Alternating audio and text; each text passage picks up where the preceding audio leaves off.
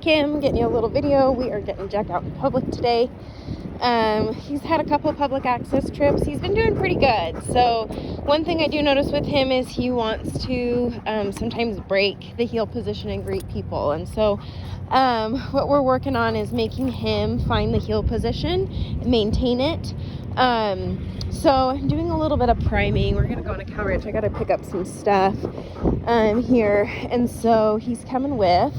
If he gets out ahead of me, or if I feel him getting distracted in any way, what I do is I step away, and I make him get in position.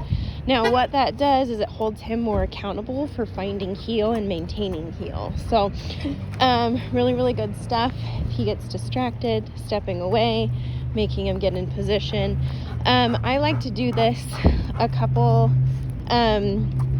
just in a couple reps before going into a store, just to make sure that he's maintaining heel. You see he wants to get ahead of me. Good boy. That's perfect. That's what we want. Good job, Jack. Good. So another thing too is when I do this exercise, I don't have to be so dependent on my leash. Now, pulling ahead and doing stuff like that is just an excitable state of mind. And so I really want to work on calmness and creating a neutral mindset when we go out in public. Good job, bud. This is better. Good. Now I'm going to work on slowing down my pace. So sometimes if I walk really fast, dogs get frantic. And so if I slow it down and just, really shop, that's what we're doing today. I got to pick up some dog food and some other things here. And so he gets to come with. Good job, Jack. Good. If I feel like he's getting excited, I can hear it in his breathing changes, and I can just test him. I can change directions. I can step away. It's not that I'm going to correct him, because that's going to create conflict. So he's in a heel position, but if I feel like he's getting excitable, if I step away and test him and he doesn't follow, then the correction would come. Or if he pulls ahead of me, then the correction would come. So I never want to correct him when he's in the heel, because it will create a lot of conflict. Jack, down. Good. Practice some down stays. He's actually really good at staying down. He tries really hard. Good job.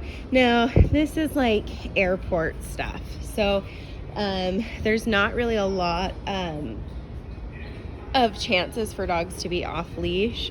But if you have to put him in a down stay and then go through airport security, this is what this looks like. Just having him stay in a down, and then what you do is you call him through. So typically you'll walk through a metal detector, not the whooshy thing, and then you'd call him through. So putting him in a sit or a down. We proof for both. Good job, buddy. Jack, heel. Good. And I really want to work on his ability to walk off leash in case we ever dropped the leash, or he was walking with Charlie and Charlie dropped the leash, or whatever the case may be. I want him to be able to maintain this. Good job. Jack, down. Good. And then some distractions. I got the other dog training out. Got some cute little bunnies. Oh, a little scared.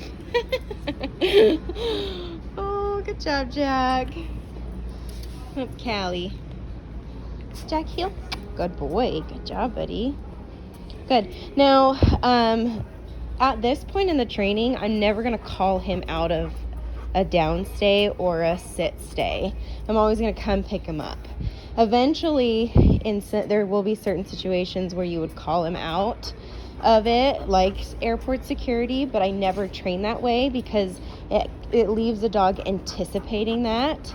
So what happens is they anticipate that recall, and then over time it makes them more excitable when you walk away, because they think, oh, they're about to call me, versus having him wait for me to come back and pick him up. So just a little trick there. Good job. Now we're gonna do a sit. I'm actually gonna pick up his leash and help him if he goes into a down. Jack, sit. So sit stays are really good. I wanna make sure that he stays in a sit. This is mental endurance. So being able to be in a sit is not something that's mentally easy. So you can see Callie over there, she's a little bit stressed by it. So, by this, these exercises sometimes can be stressful. It can be mentally taxing. And so we want to make sure that we're working them in small doses, having the dogs end on a win, letting them know it's a positive thing. It is hard, but it's also good and important for you to do. Good boy. And even if I pick up that leash, sit. Good boy. Sometimes if I pick up that leash, in his mind, he thinks it means go, go, go. And so I'm like, no, you have to stay here. And we're just proofing for those things. Now I know this will kind of help in the house too. So if he's just breaking commands, heel, just proofing and taking the time. So one thing that I would say about breaking commands is before you even give him a command, be prepared to have something to follow through with. So if he's just, we don't have the e-collar remote ready and somebody comes in the house and he breaks the command, they're instantly going to pet him.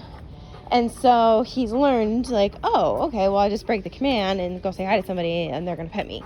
But if we were to stop him with a leash or had the e-collar ready, then he wouldn't learn that, and we'd actually negate that. So yeah, really, really good stuff for Jack. He's doing awesome. Really proud of him.